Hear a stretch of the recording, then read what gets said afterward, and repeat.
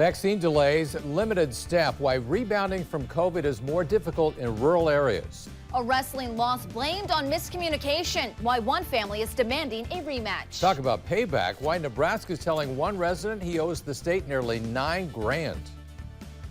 Colder air settling in tonight, but a warm up and more melting on the way in my first alert forecast. On your side, this is WOWT 6 News, live at 10. New problems have cropped up in southeast Nebraska, keeping the COVID-19 vaccines from getting to the people who need it. It's all about logistics. Our Tara Campbell was at Nemaha County Hospital tonight, where vaccinations are being pushed back for the second week in a row. She joins us now live. Tara? John and Lauren, last week there was no shipment of vaccine at all. This week it didn't arrive until today, and with limited staff, that means these shots are going to be delayed again. We've had to call people up to 3 times, telling them, I'm so sorry, we're having to reschedule. At Nemaha County Hospital, they know each week how many doses of the vaccine they're getting, but when they get it is up in the air. We have a conference call on Monday. We find out how much vaccine we're going to get, but we don't always obtain the vaccine in a rapid fashion. So far, they've had to push back shots 3 times because of slow or no shipments at all. So then that causes a delay with us scheduling and again contacting our patients and being able to administer the vaccine. With limited people power, it takes more time to get things organized. They can't receive the vaccine one day and administer it the next. And we all have other jobs and responsibilities within our organization. Meaning there's not always staff available to give the shots. Working in a small critical access hospital, we have very limited resource when it comes to staff. We aren't able to pull from a large pool. And then there's all those appointments to schedule, also taking staff and time. You know, it's not just a simple phone call. We have to leave messages. We have to take return phone calls. Some calls more difficult than others, amid frustration and fear. We are getting some follow-up calls.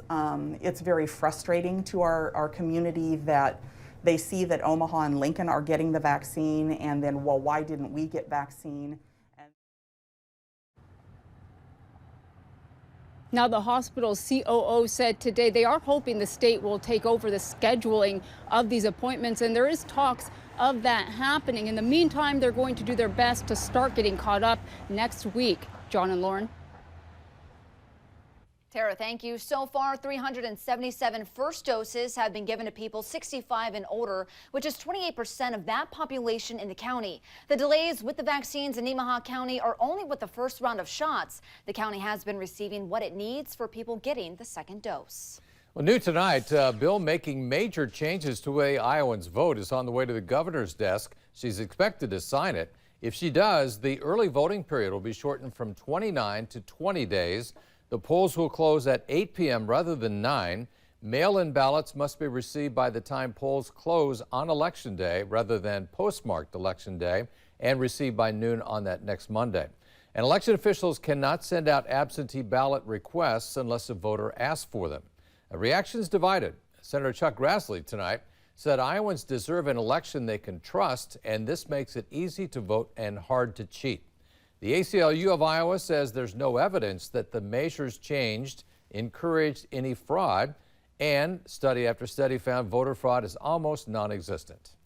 After an unprecedented 2020, Omaha Mayor Jean Stothert shared her perspective on the direction the city is headed. And she pointed to 2 major issues shaping last year, the pandemic and the protest. And she explained how she listened to the concerns of the protesters and took action on some of their points. For instance, there's now 2 advisory boards looking into diversity. Stothert says she's trying to make in-house programs more accountable. And that brought her to the pandemic and the $100 million hole it created for the city for much of 2020. For us to be able to get through this as a city, our employment rate is back down where it was before. Unemployment rate, I mean, it's really incredible. $60 million in CARES Act funding, along with cuts throughout the year, help the city balance its budget. We're on the way back up to the 50-degree mark this weekend, but there could be a small setback. I hope not, though. Meteorologist David Keller's at the Forecast Center. Hey, David. Hey, Lauren and John. Yeah, today was kind of that setback. We had temperatures that were a bit cooler than yesterday. We were in the 50s yesterday. Today it was a struggle to get to 40.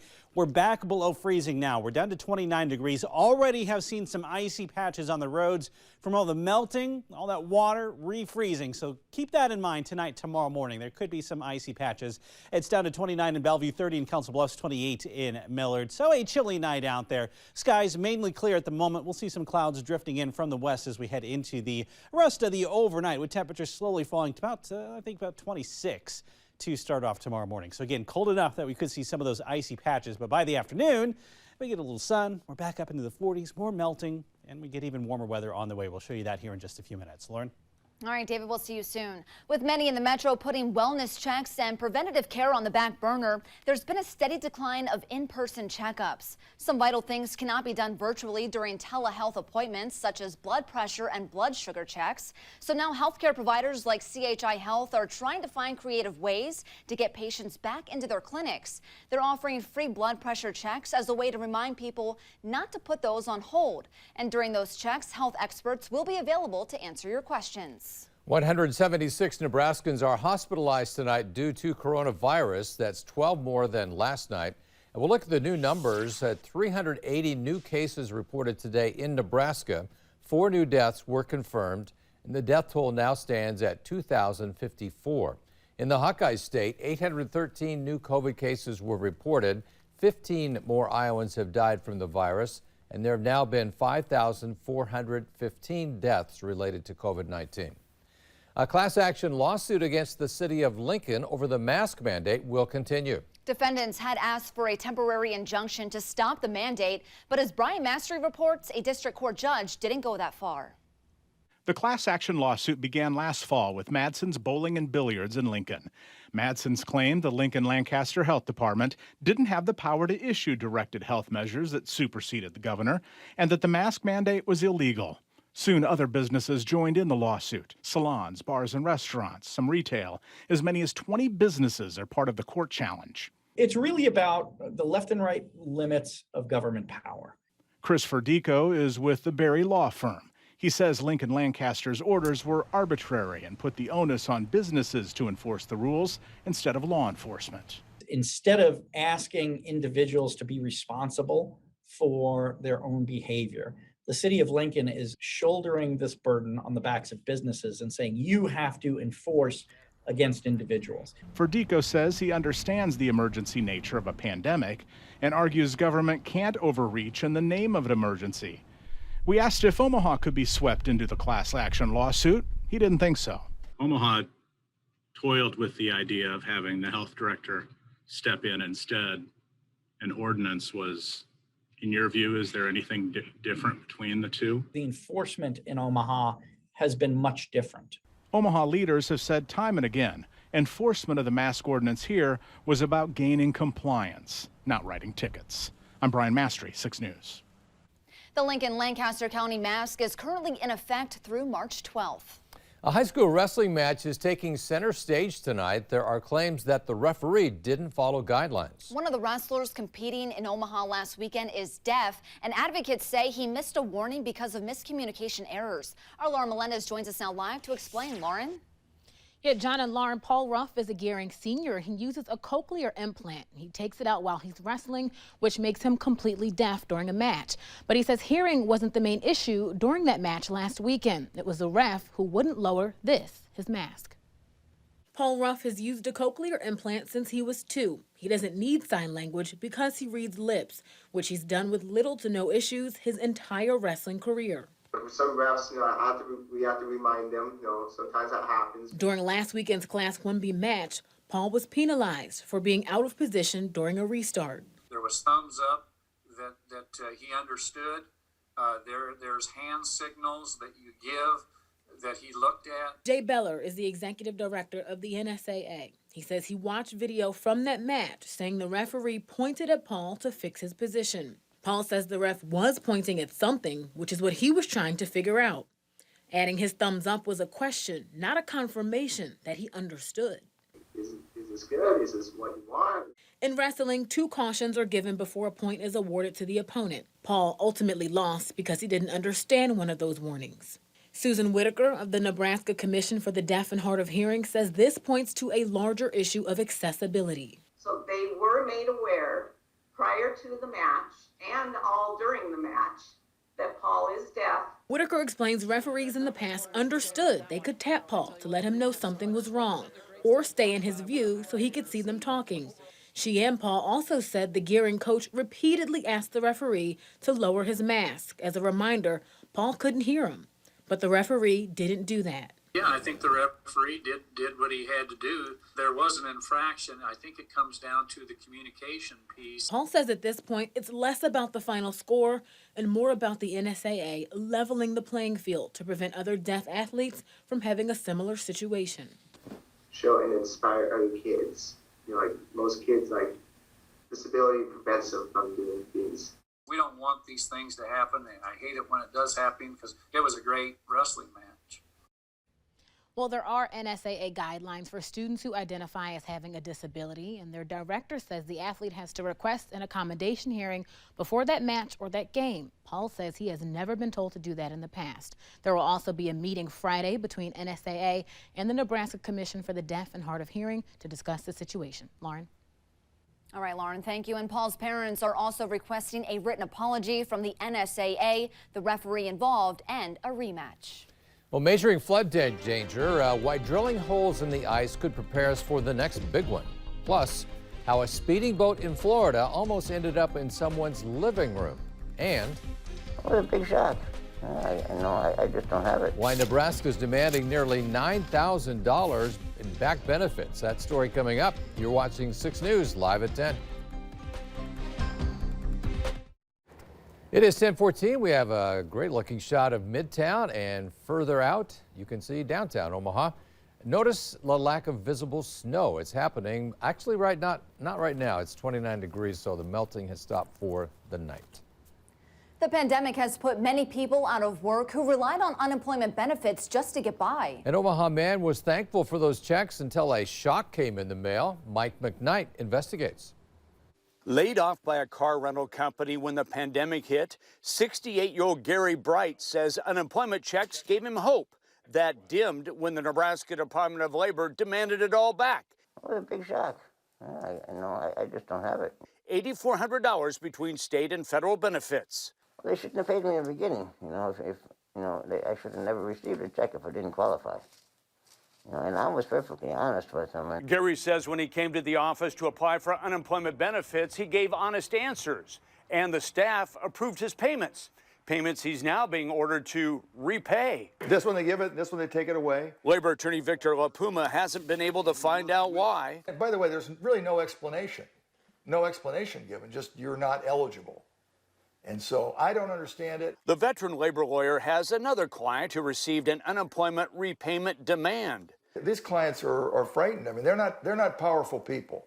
They don't have, resources. I mean, I've never seen anything like this where months later they try to take the money back. Gary has a doctor's note that underlying conditions prevent him from looking for another job, but that and other information he's provided didn't stop a demand for repayment. And so I feel like I'm a criminal or something. I didn't do nothing wrong. Just lost my job. Attempting to find out why $8,400 in unemployment must be repaid, a labor attorney and Gary Bright both say the state has left them in the dark. On your side in Omaha, Mike McKnight, 6 News. A statement from the Nebraska Department of Labor says the law requires those who are receiving benefits to be able to work and be available for work. A doctor's note has to be provided when filing a claim and must detail restrictions on the type of job. Also, the doctor should describe what kind of work can be performed by the person filing for unemployment. The law doesn't allow for a waiver. All right, meteorologist David Keller joins us now. David, it's just going to get warmer this week. Yeah, we are looking at a bit of a warm trend today, kind of the cold day of the last couple. We were in the 50s yesterday. Today, a pretty strong north wind. You may have heard it early this morning, brought in some cooler temperatures. Some morning clouds kept us on the cold side as well. This evening, we've cleared out. We had a couple of showers that were showing up on the radar earlier this evening off to the north and west. Those fell apart very quickly after sunset, so all quiet on the radar for the moment. But you can see there is a little bit of cloud cover here across northern Nebraska.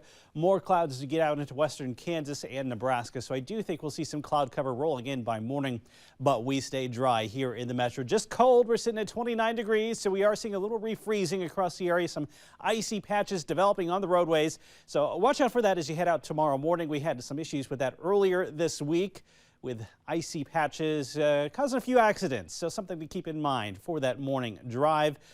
Just about everybody below freezing at this point. 23 in Harlan, 25 in Red Oak. It's down to 30 in Lincoln after our high temperature very near 40 earlier this afternoon. So tonight we continue to see our temperature slowly falling off. You notice the clouds increasing as we get closer to tomorrow morning. We start off around 26 here in Omaha. A few parts of western Iowa, perhaps as cold as 21 in Atlantic, 21 in Denison. So certainly a chilly start to the day, perhaps a bit of a gray start, but I do think we get some sunshine for the afternoon. That should lead to a slow warm up. We get back above freezing by the lunch hour, 38 degrees. By tomorrow afternoon, 43 with a little more sunshine. So yes, we are going to do more melting across the area. Still some snow on the ground, especially the shady areas, north-facing slopes, things like that. But we are going to continue that melting process. Let's put a little more moisture into the ground, but unfortunately not a lot of moisture in our forecast here over the next 6 to almost 10 days. Looking ahead, there's not too many storm systems showing up, and we could actually use a little more moisture even though we are putting a little moisture into the ground with that melting snow. You see this forecast here. We go into next Wednesday. Not a lot showing up there. Even though we are ahead for the year, we're about an inch above average so far, thanks to that snow that we had this past weekend and several snowstorms. There are still drought conditions across the area, particularly western Iowa, and then you get out into central and southwest Nebraska. We still have drought around the region, so we could use more moisture, but that's not really showing up anytime in the forecast. It's a little bit of good news. I know a lot of people concerned about flooding as we're melting the snow. Right now, our only concern is the risk for some ice jams along the Platte River and perhaps along the Elkhorn River. The Missouri River running very low at this moment, so below average flood concerns there for the Missouri River. One spot, one concern we have right now, it's been ongoing for some time. There is an ice jam on the Platte River near Highway 77. We've been talking about that for the last couple of days. Right now, just minor flooding of one road there right along the river. So we'll continue to monitor that. Of course, ice jams can be a little unpredictable, so we'll watch that as temperatures warm up to about 55 by Saturday. A little cool down there Sunday, but next week, more 50s on the way, more melting on the way. Yeah, almost spring-like next week as temperatures try to get close to 60 degrees. You can see the latest on that extended forecast by downloading our First Alert weather app. Spring-like, and speaking of which, spring will be here pretty soon, David Keller. Yeah, meteorological spring starts on Monday. Hey, I'll count that as spring in my book. Yeah. Well, David, you kind of touched on this, but with this warm-up we've had, it's not a good idea to venture out onto the ice, but that's necessary in this case. It's a reliable way to measure the potential for flooding along the Platte River. A crew from the Papio Natural Resources District carefully drilled holes, and they're measuring the thickness of the ice. That information will help them gauge development of ice jams and as the melting continues. If the weather stays like it has been during this here week and stays this way next week, it's going to really help us melt slow, a little warm during the day, cool in the evening, cold at night, you know. John Winkler is the general manager for Papio NRD, and he tells us the borings show ice on the Platte averages about a foot in thickness. The recent warm-up is creating more open channels and free-flowing water, and Winkler says that's a good sign. However, until all the ice melts away, we're not out of the woods for flooding. Creighton basketball back on the court after a long layoff. Plus, from a wheelchair to the state championships, the amazing journey of one Marion swimmer. Her story coming up next. First Alert Storm Tracker, sponsored by Greg Young Chevrolet.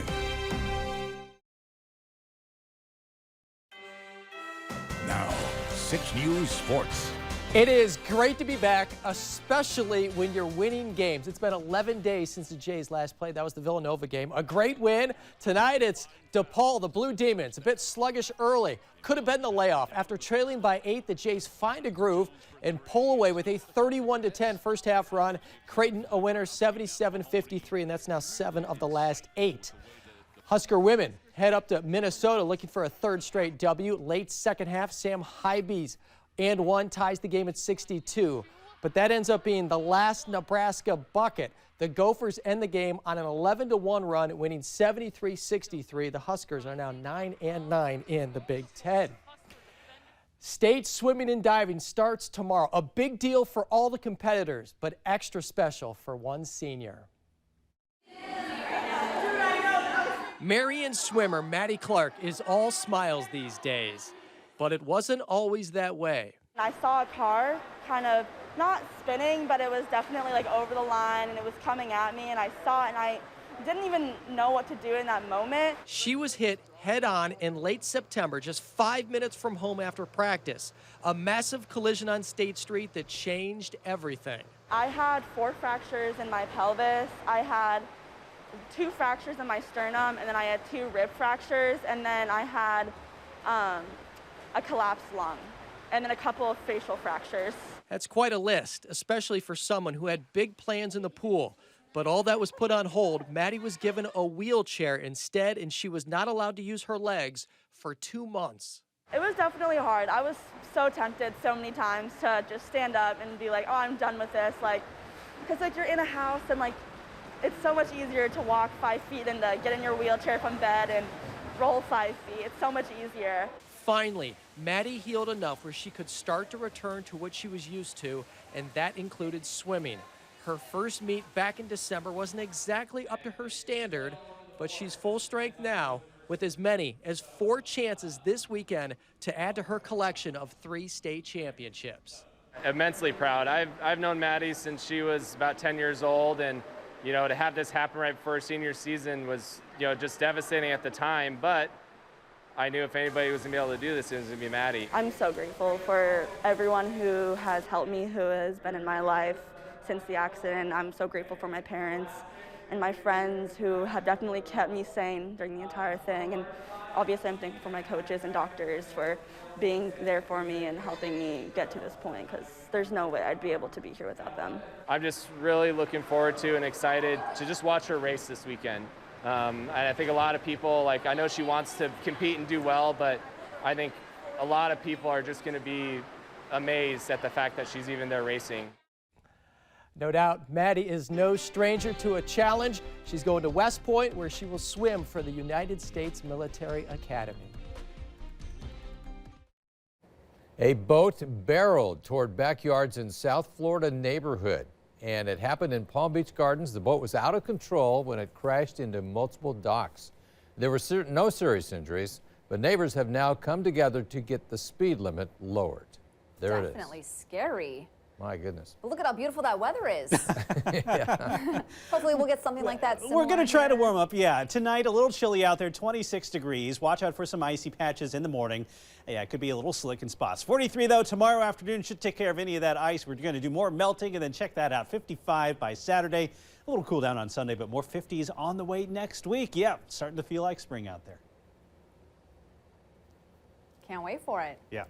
Kind of makes you want to go boating, though, doesn't it, too? Or? Not like that, though, John. Don't get any ideas. Almost there, John. Maybe not quite. All right, day breaks at 4:30. Good night. Good night.